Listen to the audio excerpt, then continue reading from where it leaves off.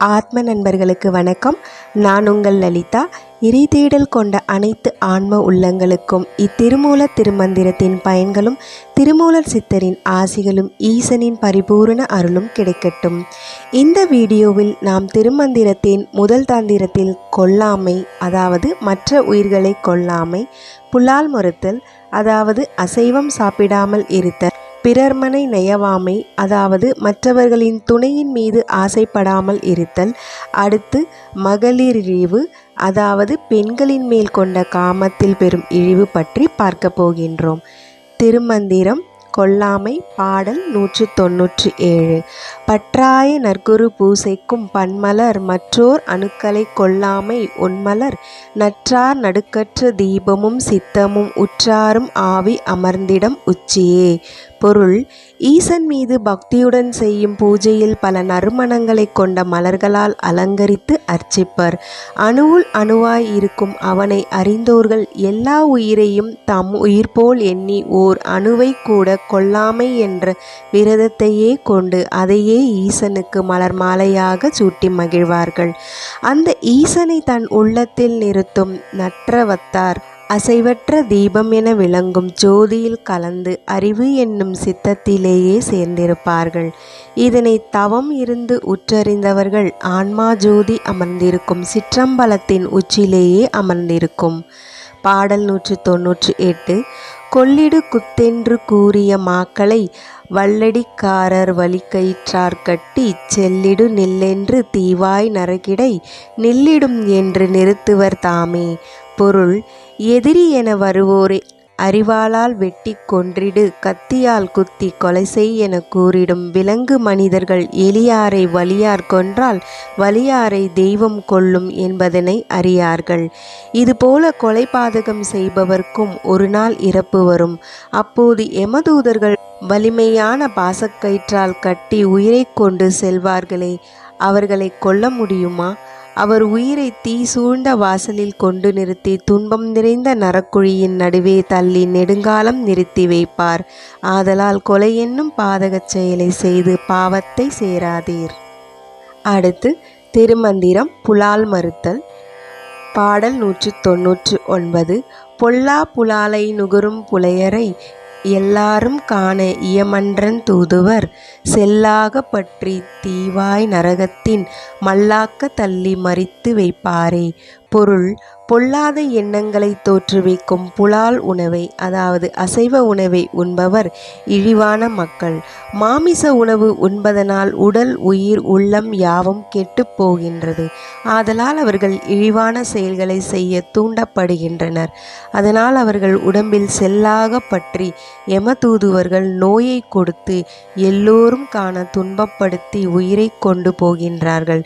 இப்படி செத்தும் அவர் உயிரை எரியும் தீயில் நரகத்தில் மல்லாக்க தள்ளி துன்பக்கடலில் துடிக்க வைப்பாரே. பாடல் 200. கொலையே களவுகள் காமம் பொய்கூறல் மலைவான பாதகமாம் அவை நீக்கி தலையா சிவனடி சார்ந்தின்பஞ் சார்ந்தோர் கிள்ளையாம் இவை ஞானானந்த திருத்தலே. பொருள்: கொலை, குடி, திருட்டு, காமம், பொய்கூறல் என்ற இவை ஐந்தும் பஞ்சமா பாவங்கள் ஆகும். மலை போன்ற அப்பாதக செயல்களை செய்யாமல் வாழ்ந்திடுங்கள். அவைகளை நீக்கி ஈசனை உணர்ந்து உச்சியாக விளங்கும் ஈசன் திருவடி பற்றி சார்ந்திருந்தே தவம் புரிந்தால் மெய்யின்பத்தை சார்ந்திடலாம். ஈசன் திருவடி சார்ந்தோர்க்கு இந்நரகத் துன்பம் என்பதே இல்லையாம். அவர் ஈசன் அருளை பெற்று ஞானானந்தத்தில் அழுந்தியே இருப்பார். அடுத்து திருமந்திரத்தின் பிறர்மனை நயவாமை. பாடல் 201. ஆத்த மனையால் அகத்தில் இருக்கவே காத்த மனையாளை காமுறும் காளையர் காய்ச்ச பலாவின் கனியுண்ண மாட்டாமல் ஈச்சம்பழத்து கிடருற்றவாறே. பொருள்: தமக்கென்று இறைவன் விதி அமைத்து துணையாக கூட்டி வைத்த தன் மனைவி வீட்டில் இருக்கும்போது அடுத்தவன் காத்து நிற்கும் அவன் மனைவி மீது காமுறும் காளையை போன்ற வாலிபர் கயவராவார். பிறர் மனைவியின் மேல் ஆசை வைப்பது மகா பாவத்தையே சேர்க்கும். அது தன் தோட்டத்தில் காய்த்து தொங்கும் பலாப்பழத்தை உண்ண மாட்டாமல் முற்காட்டில் காய்த்திருக்கும் ஈச்சம்பழத்துக்கு ஆசைப்பட்டு அதை பறிக்க முற்பட்டு முற்கள் குத்தி துன்புறுவதை போன்றதே. இரு கனிகளிலும் உள்ள இனிப்பு எனும் சுவை ஒன்றுதானே. பெண்ணால் அடையும் சுகமும் ஒன்றுதான். பிறர் மனை விரும்பி துன்பத்தை அடையாமல் தன் மனை விரும்பி இல்லற தர்மத்தை விட்டு விலகாமல் இறைவன் திருவடியை நாடுங்கள். பாடல் 202. திருத்தி வளர்த்ததோர் தேமாங்கனியை அறுத்தமென்றெண்ணி அறையில் புதைத்து பொருத்தமில்லாத புலிமாங்கொம்பேறி கருத்தறியாதவர் காலற்றவாறே. பொருள்: தன் வீட்டுத் தோட்டத்தில் நல்ல நிலத்தில் வளர்ந்த மாமரத்தில் தேன் போன்ற சுவையுடைய கனிகளை தரும் தேமாங்கனியை நம்முடையது என்று பறித்து அறையில் வைத்து புதைத்து விட்டு அடுத்தவன் தோட்டத்தில் விளைந்திருக்கும் மரத்தின் மேலேறி மிகுந்த புளிப்பை தரும் புளிமாங்கையை பறித்து உண்கின்றனர். அதுபோல நல்ல மனைவி தனக்கு அமைந்திருக்கும் போது அவள் தனக்கே உரிமை என்று எண்ணி அறையில் வைத்து பாதுகாத்து விட்டு பொருத்தமே இல்லாத அடுத்தவன் மனைவியை நினைக்கின்றவர் சந்ததி அற்று போவார்.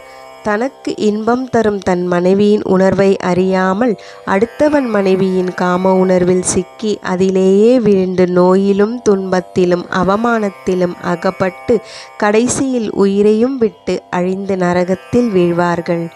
பாடல் 203. பொருள் கொண்ட கண்டனும் போதத்தை யாழும் இருள் கொண்ட மின்வெளி கொண்டு நின்றோரும் மருள் கொண்ட மாதர் மயலுறுவார்கள் மருள் கொண்ட சிந்தையை மாற்றுகில்லாரே. பொருள்: இறைவன் பொருளையும் செல்வத்தையும் நிரம்ப கொடுத்திருந்தாலும் அதனை வறியவர்க்கு கொடுக்க மனமில்லாத கொடாகண்டனாகவே இருப்பார். அறிவை மறைத்துள்ள இருளில் நின்று எப்போதும் மாதர் இன்பத்தில் விழுந்து தன் போதப் பொருளை இழப்பர். அவர் காணும் சிற்றின்பம் மின்னலை போல் ஒரு நொடியில் தன் வெளியில் இருந்தே வந்தது என அறியாமல் அருளை இழந்து மருள் கொண்ட மாதர் அழகில் மயங்கி மையலுற்று உறவு கொள்வார்கள். இந்த பெண் இன்பமே பெரிதென்று நம்பி எப்போதும் அதை நினைவில் இருக்கும் அவர்கள் சிந்தையை மாற்ற இயலாதே. இதைவிட பேரின்பம் இறைவனை அடைவதே என்பதை மருள்வழி நின்ற சிந்தையை அருள்வழி மாற்றி ஒளியில் வெளியாக நின்ற ஈசனாகிய பரம்பொருளை அடையுங்கள். அடுத்து திருமந்திரம் மகளிரிழிவு. பாடல் 204. இலைநலவாயினும் எட்டி பழுத்தால் குலைநல வாங்கனி கொண்டுணலாகா முலைநலங்கொண்டு முறுவல் செய்வார் மேல் விலகுறு நெஞ்சினை வெய்து கொள்வீரே. பொருள்: எட்டி மரம் அழகிய இலைகளுடன் கூடி எட்டி பழங்கள் குலை குலையாய் காய்த்திருந்தாலும் அதனை பறித்து உண்ணக்கூடாது. அதில் நச்சுத்தன்மை உள்ளதால் மரணமே நேரிடக்கூடும்.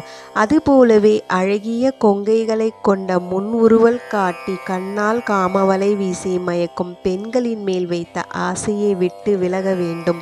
அதற்கு உண்மை இன்பத்தை அருளும் ஈசன் மேல் பற்று வைத்து மனதை அவனை விட்டு விலகாத உறுதியான நெஞ்சினை அடைந்து கொள்வீரே. பாடல் 205. மனை புகுவார்கள் மனைவியை நாடில் சுனைபுகு நீர் போல் சுழித்துடன் வாங்கும் கனவது போல கசிந்தெழும் இன்பம் நனவது போலவும் நாட ஒண்ணாதே. பொருள்: பிறர் மனைவி என்று அறிந்த பின் அவளை விரும்புவது மகா பாவம். அதனை துணிந்து செய்ய முற்பட்டு பிறன்மனை புகுவார்கள் மிகுந்த துன்பத்தையே அடைவார்கள். சுனையிலிருந்து உருவாகி பெருக்கெடுத்து ஓடிவரும் வெள்ள நீரில் அகப்பட்டால் நம்மை அதை சுழித்து உள்வாங்கி அழுத்தி கொன்றுவிடும். அதுபோல் தான் பிறன்மனை புகுவது உலக சுழலில் அவமானத்தை அடையச் செய்து பகையை உண்டு பண்ணி அழிவையே ஏற்படுத்தும். அப்பொய் இன்பத்தையே உண்மை என்று எண்ணி அதுவே நிஜம் என்று நம்பி நாள்தோறும் அதை விரும்பக்கூடாதே. பாடல் 206. இயலுறும் வாழ்க்கை இளம்பிடி மாதர் புயலுறும் புள்ளின் புணர்ந்தவரேயினும் மயலுறும் வானவர் என்பார் சார வெறும் அயலுற பேசி அகன்றொழிந்தாரே. பொருள்: இயல்பாக அமைந்த வாழ்க்கைக்கு காம இன்பம் தரும் பெண் யானை போன்ற விலைமாதர் புயற்காட்டில் மழை பெய்து பூமியில் துளிர்த்திருக்கின்ற புல்மீது பரவி நிற்பது போல் ஆடவருடன் கூடி இன்புற்றிருந்தாலும் அவர்கள் மனம் பொருள் பறிப்பதிலேயே குறியாய் நிற்கும். பெரும் செல்வர் என்றால் வானவ தேவர்களே என புகழ்ந்து பேசி மயக்குவார். பொருளற்றவர் என அறிந்தால் வெளியே போ என விரட்டுவார். இப்படி பணத்துக்கு பல்லிழித்து பேசும் பரத்தையர் இன்பத்தை அகற்றி ஒழியுங்கள். பாடல் 207. வையகத்தே மடவாரொடும் கூடியன் மெய்யகத் தோருளம் வைத்த விதியது கையகத்தே கரும்பாலையின் சாறுகொள் மெய்யகத்தே பெருவேம்பதுவாமே. பொருள்: இவ்வுலகில் பெண்களுடன் கூடி கண்ட சுகத்தினால் அடைந்த பயன் என்ன? இறுதியில் அதனால் வருவது துன்பமும் மரணமும் தானே. மெய்ப்பொருளை உணர்ந்த ஞானிகள் யாவரும் கூறும் உண்மை இதுதானே. பிறவி பயனை பெற்று இரவா நிலை அடைவதற்கே துறவு நிலையை விதியாக அமைத்துள்ளார். உடலில் வலு உள்ளவரை, கையில் காசு இருக்கும் வரை கரும்பில் சாறு எடுப்பது போல் உன் போத பொருளை பறித்திடுவர் பெண்கள். கரும்பை போல் இனிக்கப் பேசி உறவாடும் அப்பெண்கள் உண்மையில் உள்ளத்தில் வேம்பு போல கசப்பையே கொண்டு வைத்திருப்பர் என்பதுவே உண்மையாமே. பாடல் 208. கோழை ஒழுக்கம் குளமூடு பாசியில் ஆழ நடுவார் அலப்பருவார்களை தாழத் துடக்கித் தடுக்கில்லாவிடில் பூழை நுழைந்தவர் போகின்ற வாறே. பொருள்: பெண் சுகத்தையே நாடி கோழை நீராக இழந்து போகும் சுக்கிலம் உன் உயிர் சக்தியினால்தான் வெளியேறி வீணாகிறது. பெண் மோகத்தில் வீழ்பவர்கள் ஆழம் தெரியாத குளத்தில் கால் வைத்து அழுந்தி போவார்கள். பெண்ணோடு கூடி அடைவதுவே பெரும் இன்பம் என்று ஓயாது உயிர் சக்தியை வீணாக்கி பாசியினால் நிறைந்து மறைந்திருக்கும் குளத்தின் ஆழத்தில் வீழ்ந்து தவிப்பவர்களைப் போல் சிக்கிக் கொள்பவர்களை தடுக்காது விட்டுவிட்டால் புதைக்குழியில் நுழைந்தவர் போல் மெல்ல மெல்ல மூழ்கி அழிந்து போவார்கள். ஓம் நமச்சிவாய. வாழ்க வையகம், வாழ்க வளமுடன். நன்றி, வணக்கம்.